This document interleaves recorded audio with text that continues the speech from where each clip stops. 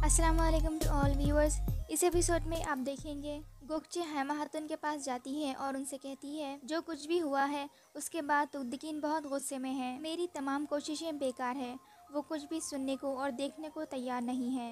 हैमा खातून कहती हैं तुगदिकीन बहुत मुश्किल वक्त से गुजर रहा है और मुझे खौफ है कि आने वाला वक्त भी उसके लिए आसान नहीं होगा।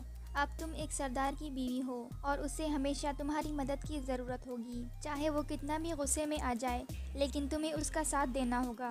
और अब तुम एक छोटी सी बच्ची की तरह मेरे पास मत आना और अब तुम ऐसे मजबूत हो जाओ जैसे एक सरदार की बीवी को होना चाहिए। दूसरी तरफ अर्तुगबे अर्तुगरुल से कहते हैं मुझे पता है कि गुंजगुल को कैसे कारा कैसर के मुकाम पर भेजना है, आप परेशान मत हो। फिर इस पर अर्तुगरुल उनका शुक्रिया अदा करते हैं। इसी दौरान तुर्गुत और बामसी वहाँ आते हैं। तुर्गुत कहता है चारों तरफ से सिपाही हम पर नज़र रखे हुए हैं। अर्तुगरुल कहते हैं बहुत अच्छे। फिर अर्तुगरुल अर्तुगबे से कहते हैं अब आपकी बारी है। इसके बाद वो लोग खैमे से बाहर आ जाते हैं तो सिपाहियों की नज़र उन्हीं पर होती है। इसके बाद अर्तुगरुल चलकर अपने घोड़ों की तरफ जाते हैं तो एक आदमी उनके पास आकर कहता है आपका घोड़ा तैयार है, मैंने इसकी तमाम नालें देख ली है। इस दौरान तुगदिकीन के सिपाही लगातार उन पर नज़र रखे हुए होते हैं। इसके बाद अर्तुगरुल अपने घोड़े पर सवार होकर वहां से निकल जाते हैं। फिर तुगदिकीन के सिपाही भी फ़ौरन उनका पीछा करने के लिए रवाना हो जाते हैं। इसके बाद अर्तुगबे आयतुलन का चेकअप करने के लिए वहां आता है और आयतुलन से कहता है आप पहले से काफ़ी बेहतर हैं, लेकिन मेरे ख्याल में अभी जहर जिस्म से मुकम्मल तौर पर नहीं निकला। अगर ये मुकम्मल तौर पर नहीं निकाला गया तो ये अंदरूनी तौर से आपको नुकसान दे सकता है। आयतुलन कहती है तो इसके लिए क्या करना होगा, क्या इसका कोई इलाज नहीं है? अर्तुगबे कहते हैं फिक्र ना करें, इसका इलाज है। इसका इलाज एक कांटेदार जड़ी बूटी है जो काराकैलर में पाई जाती है और वो बहुत नायाब होती है। मैं ये अक्सर इकट्ठी करता रहता हूँ, लेकिन अभी मेरा कई मरीज इंतज़ार कर रहे हैं। गुंजगुल कहती है जब तक आयतुलन खातून ठीक नहीं हो जाती मैं जाकर ले आती हूँ। अर्तुगबे कहते हैं ठीक है गुंजगुल, तुम जड़ी बूटियाँ इकट्ठी कर मेरे पास ले आना, फिर मुझे जो करना होगा मैं कर लूँगा। दूसरी तरफ अर्तुगरुल एक जगह पर पहुँचते हैं जहाँ सुंगुर्तकीन पहले से मौजूद होता है। सुंगुर्तकीन कहता है भाई मैं शिकार पर जा रहा हूँ, देखते हैं तुम्हारे घोड़े के कदमों के निशान मेरे पास कौन सा शिकार लाते हैं। अर्तुगरुल कहते हैं तुम्हारा शिकार सलामत रहे। इसके बाद अर्तुगरुल वहाँ से चले जाते हैं। अर्तुगरुल के जाने के बाद सुंगुर्तकीन घोड़े के कुछ निशानात मिटा देता है और फिर वो भी वहाँ से निकल जाता है। कुछ देर बाद तुगदिकीन के सिपाही भी अर्तुगरुल का पीछा करते हुए वहां पहुंच जाते हैं। सामसा उतरकर घोड़े के निशानात देखता है और कहता है वो इस तरफ गए हैं और फिर वो सब लोग भी उसी तरफ जाते हैं।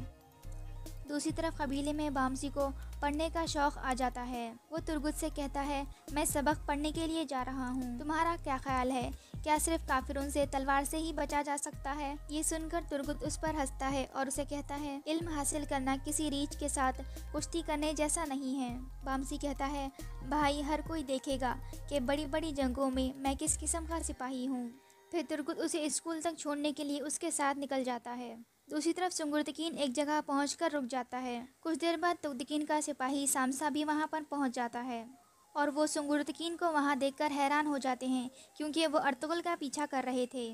फिर सुंगुर्तकीन उससे कहता है बाज़ दफ़ा शिकारी खुद शिकार बन जाता है और तुम जैसे बहादुर सिपाहियों की हमारे कबीले को बहुत ज़रूरत है।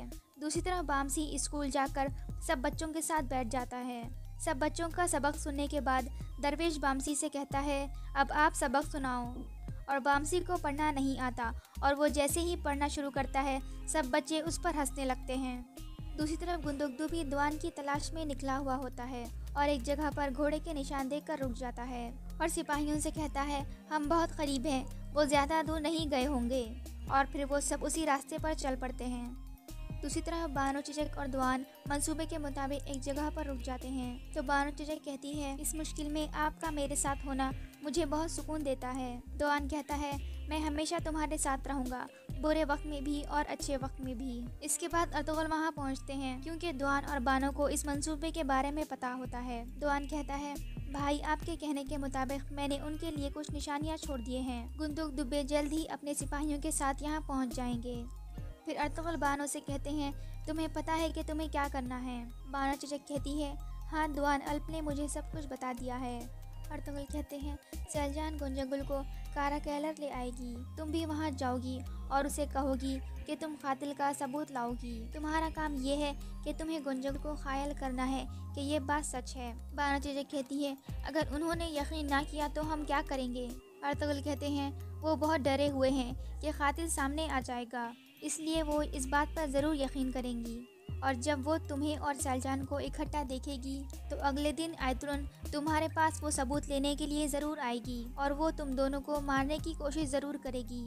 तुम कारा कैलर में अकेली नहीं रहोगी, फिर भी तुम्हें होशियार रहना है। इसके बाद बानो चेचक अपने घोड़े पर सवार होकर वहाँ से निकल जाती है। फिर अर्तुगरुल दोआन से कहते हैं बानो के घोड़े के निशान मिटा दो ताकि कोई उसका पीछा ना कर सके। इसके बाद अर्तुगरुल दोआन से गले मिलते हैं और अल्लाह हाफिज़ कहकर वहाँ से चले जाते हैं और उनके जाने के बाद उनके घोड़े के निशानात मिटा देता है।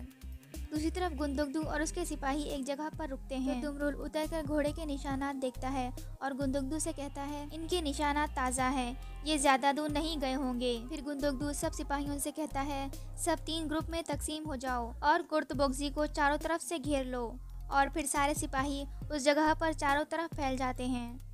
दूसरी तरफ कबीले में सादिद्दीन के कुछ सिपाही आते हैं। फिर एक सिपाही गमुश्तकीन के पास जाता है और उसे एक खत देता है और कहता है ये अमीर सादिद्दीन ने आपके लिए भेजा है। गमुश्तकीन पूछता है क्या वो कोनिया में है? सिपाही कहता है नहीं, वो मेहमान खाने में मौजूद हैं। सिपाही के जाने के बाद गमुश्तकीन वो खत पढ़ता है और हंसने लगता है। दूसरी तरफ तुगदिकीन का सिपाही सामसा तुगदिकीन के पास आता है और उसे बताता है हमने अर्तुगरुल के निशानात खो दिए। वो जैसे ही कबीले से गए हमने भी उनका पीछा किया और कुछ देर बाद वो गायब हो गए और हम उन्हें तलाश ना कर सके, लेकिन इसके बजाय हमारे सामने सुंगुर्तकीन बेनमूरदार हो गए। फिर तुगदिकीन उसे गुस्से में कहता है उन्होंने तुम्हें कितने बार बेवकूफ़ बनाया है, क्या मैंने तुम्हें कहा नहीं था कि अपनी आंखें खुली रखना? वो इतने आदमियों में से कैसे जा सकता है? तुम लोग इतने ज़्यादा सिपाही होने के बावजूद एक आदमी पर नज़र नहीं रख सके। फिर वो उसे कहता है यहाँ से दफ़ा हो जाओ। फिर सामसा वहाँ से चला जाता है। तुगदिकीन कहता है अर्तुगरुल अब तुम कौन सा खेल खेलने वाले हो? फिर तुगदिकीन के जाने के बाद आयतुरन गोकचे से कहती है तुगदिकीन को अकेला मत छोड़ो, तुम उसके साथ रहो। फिर गोकचे भी उसके पीछे चली जाती है। फिर गमुश्तकीन वहाँ आता है और आयतुरन से कहता है मुझे तुम्हें एक ज़रूरी बात बतानी है। फिर वो उसे खेमे के अंदर ले जाता है और उसे कहता है आज रात अमीर सादिद्दीन इलाके के तमाम सरदारों को इकट्ठा करने वाला है और मेरे मार्ग्रेव बनने का ऐलान करने वाला है। आयतुरन कहती है अल्लाह का शुक्र है, अब हमें अपनी परेशानियों का फल मिलने वाला है और अब हमें खुशी के दिन देखने को मिलेंगे। गमुश्तकीन कहता है अब हमारी आजमाइश ख़त्म हो चुकी है और हमारा मुस्तकबिल आसमान पर सूरज की तरह चमकेगा। इसके बाद गमुश्तकीन तुगदिकीन के पास जाता है और उसे बताता है कि अमीर सादिद्दीन सब तुर्क सरदारों को बुलाकर एक अहम मसले पर बात करना चाहते हैं। तुगदिकीन पूछता है कौन सा अहम मसला? गमुश्तकीन कहता है इसका मुझे भी कोई अंदाज़ा नहीं है। दूसरी तरफ हैमा खातून के पास कुछ जिरगे के अहम लोग आते हैं और कहते हैं हमने सुना है कि तुगदिकीन ने आपके खेमे के सामने आकर मुकाबला किया है। पिछली दफ़ा कुछ ऐसे ही मामलात हुए थे, इसलिए हम परेशान हैं। हैमा खातून कहती हैं क्या पिछली दफ़ा भी अर्तुगरुल हक पर नहीं था और क्या इन्होंने गद्दारों को सज़ा देकर कबीले को नहीं बचाया? लेकिन आप परेशान ना हों, जैसे ही गुंदुकदू वापस आएगा मैं उससे इस मसले पर बात करूंगी और इसका कोई हल ज़रूर निकालूंगी। इसके बाद वो सब लोग उठकर वहाँ से चले जाते हैं।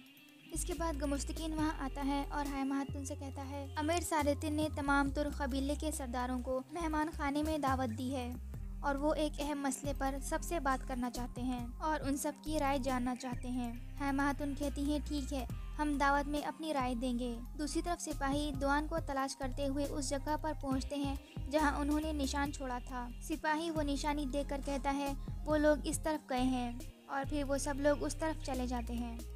कुछ देर तलाश करने के बाद वो सब लोग दोआन के पास पहुंच जाते हैं और दोआन उन्हें देखकर भागने लगता है। दूसरी तरफ बानो चेचक भी अपनी मंजिल की तरफ जा रही होती है। फिर वो जंगल में एक जगह रुक जाती है और अपने घोड़े को एक तरफ भेज देती है।